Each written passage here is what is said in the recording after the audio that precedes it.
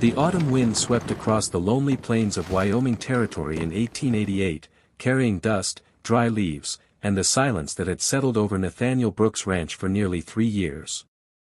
The once thriving homestead had become little more than a place where a man survived instead of lived. The horses were cared for, the fences still stood, and the cattle grazed across the hills, but the warmth inside the house had disappeared the day fever claimed his wife. Since then, every meal had tasted the same, every sunrise felt heavier than the last, and every night reminded him how empty a home could become. Desperate for help before another unforgiving winter arrived, he placed a small advertisement in a church newspaper asking for one thing only: a dependable cook. He wanted no companionship, no romance, and certainly no family. Fate, however, had written a different answer. When the old stagecoach finally stopped outside the ranch gate, Nathaniel stepped onto the porch expecting to meet a middle-aged housekeeper. Instead, a young woman carefully climbed down, her worn boots touching the dusty ground with obvious exhaustion. Resting on her hip was a baby wrapped in a faded wool blanket, sleeping peacefully despite the long journey. The woman looked tired beyond her years, her brown dress patched in several places, yet there was a quiet dignity in the way she held the child close. Nathaniel looked from the baby to the folded advertisement in his hand and back again. Every sensible thought told him to send them away before they unpacked a single bag. Yet the fear and hope mixed in the woman's eyes made him hesitate. It was the hesitation that changed all 3 of their lives. Before we continue, if you believe kindness and second chances can change lives, please like this video, comment with your country, share this story with someone who believes in compassion, and subscribe for more emotional Old West stories. Your support helps keep these stories alive. The woman's name was Grace Sullivan, and the little boy sleeping against her shoulder was Samuel. Grace had been widowed less than a year earlier after her husband died while helping build a railroad bridge in the mountains. His wages disappeared with unpaid debts, leaving her with nothing except a tiny child and a future filled with uncertainty. She had traveled hundreds of miles because Nathaniel's advertisement seemed like the final opportunity God had placed before her. She admitted she had hidden the fact that she had a baby because experience had taught her that no employer willingly hired a mother carrying an infant. It was a choice born not from dishonesty but from desperation. Nathaniel reluctantly agreed to let Grace stay for a week. He convinced himself it was only because winter was approaching and no decent man could send a woman and her child back onto the road. He warned himself not to become attached. The arrangement was temporary, nothing more. The following morning began before sunrise. Nathaniel woke expecting another breakfast of burnt biscuits and cold coffee, but instead the rich aroma of fresh bread drifted through the hallway. A pot of beef stew simmered over the stove while bacon crackled gently in an iron skillet. Dust that had coated shelves for months had vanished. The kitchen windows stood open to the cool morning air, allowing golden sunlight to spill across polished wooden floors. The neglected house seemed to breathe again. The ranch hands noticed the difference immediately. Men who usually finished meals in silence found themselves lingering at the table a little longer. Laughter slowly returned to a place that had forgotten the sound. Grace never sought praise. She simply worked from dawn until long after sunset, caring for the home while balancing little Samuel on one hip whenever he refused to be left alone. Somehow she managed both without complaint. Nathaniel watched from a distance. He noticed the way Grace always served everyone else before herself. He noticed that her own portions were smaller whenever food supplies grew thin. More than once he saw her quietly give Samuel the last piece of bread while pretending she was no longer hungry. The sight stirred memories he had spent years trying to bury. Days turned into weeks, and the ranch slowly changed. Torn curtains were repaired. Empty flower pots filled with colorful wildflowers gathered from nearby fields. Even the old rocking chair on the porch, untouched since his wife's passing, was cleaned and placed where the evening sun could reach it. Grace never asked permission to make these changes. She simply treated the house as though every forgotten corner deserved another chance. Samuel quickly became the smallest source of joy on the ranch. His cheerful laughter echoed through the barn whenever the horses nuzzled his tiny hands. The hardened cowboys, men who rarely smiled, began carving little wooden toys during quiet evenings.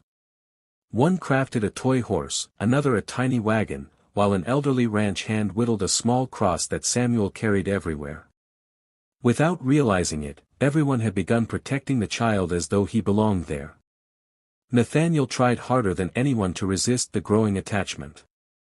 He reminded himself every day that Grace was only his cook. Yet Samuel had a habit of reaching toward him whenever he walked past. One chilly afternoon the little boy stumbled while chasing a barn kitten and nearly fell beneath the wheels of a loaded wagon. Nathaniel reacted before thinking, rushing forward and lifting Samuel safely into his arms. The frightened child stopped crying almost instantly, resting his head against Nathaniel's shoulder with complete trust.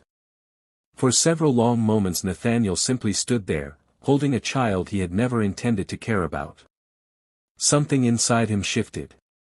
The walls around his lonely heart, built brick by brick through years of grief, developed their first small crack. Grace witnessed the moment from the barn doorway. Tears quietly filled her eyes, not because Samuel had fallen, but because for the first time since her husband's death she saw someone instinctively protect her son without expecting anything in return. She offered only a grateful smile before returning to her chores, understanding that kindness often spoke loudest in silence.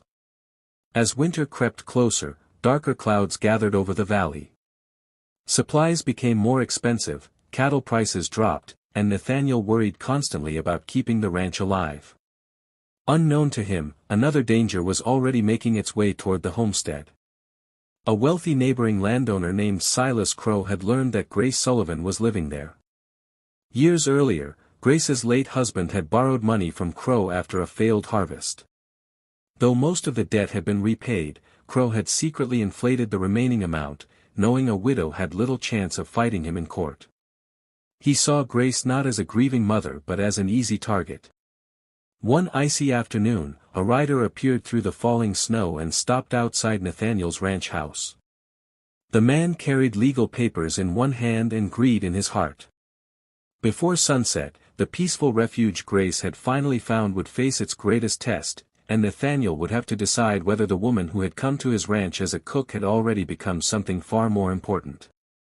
The rider stepped down from his horse with the confidence of a man who had spent his life believing money could buy justice.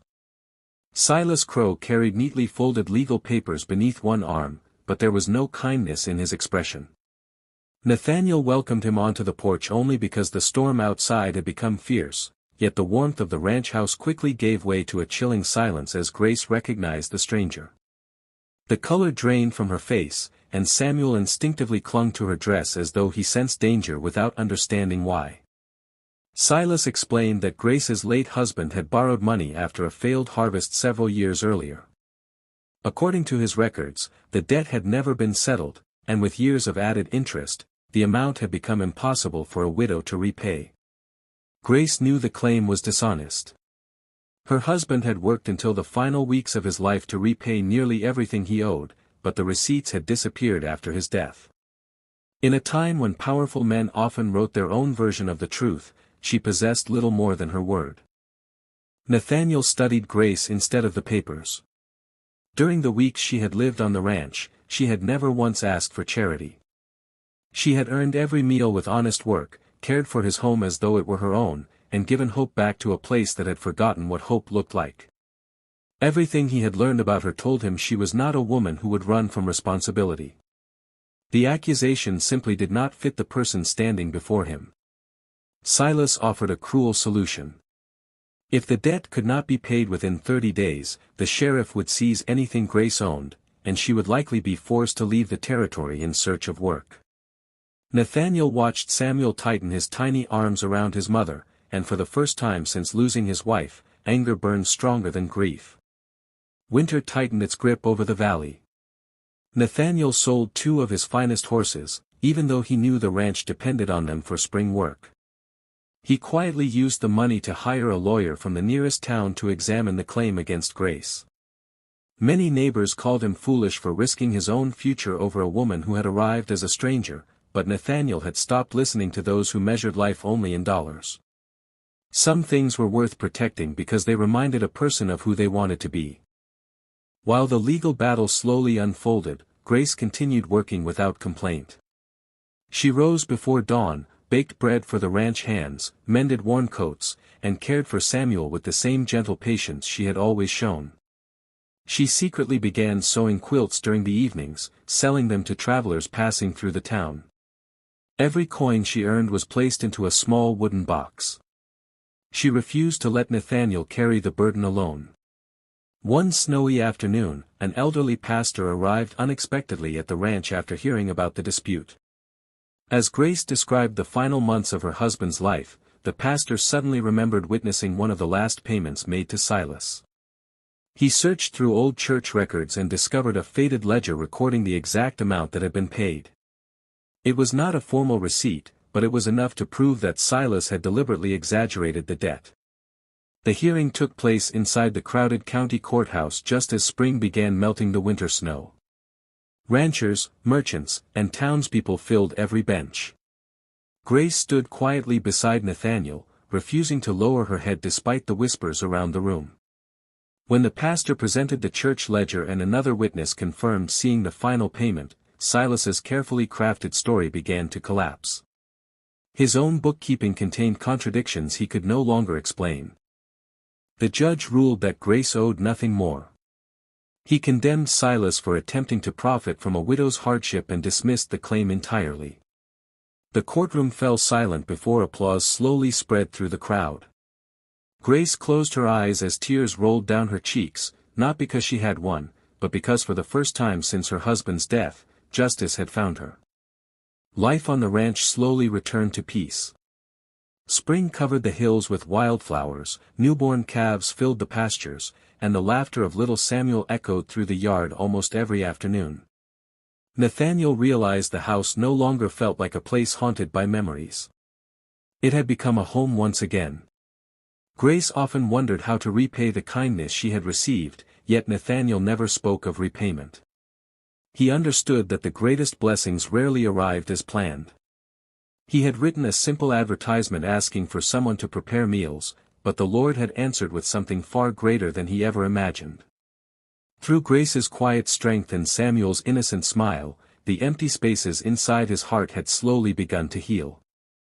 Months later, the annual Harvest Festival brought the entire community together. Families gathered beneath strings of lanterns while children laughed across the fairgrounds. Watching Grace and Samuel among the crowd, Nathaniel finally admitted to himself that the loneliness he had carried for years had disappeared. It had been replaced by gratitude, purpose, and a future he once believed impossible. Before this story ends, tell us in the comments, have you ever experienced a single act of kindness that changed your life forever? We'd love to read your story. As the sun set behind the Wyoming mountains, Nathaniel stood on the porch of the ranch that no longer felt empty. Grace held Samuel close while a warm breeze carried the scent of fresh earth across the valley. The advertisement he had written months earlier had asked for a cook and nothing more.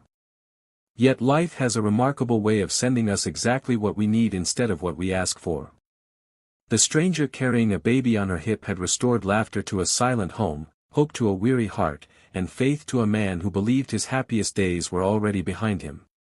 Sometimes the greatest miracles do not arrive dressed as dreams. They arrive tired, carrying burdens, quietly knocking on a lonely door, waiting for someone brave enough to answer with compassion.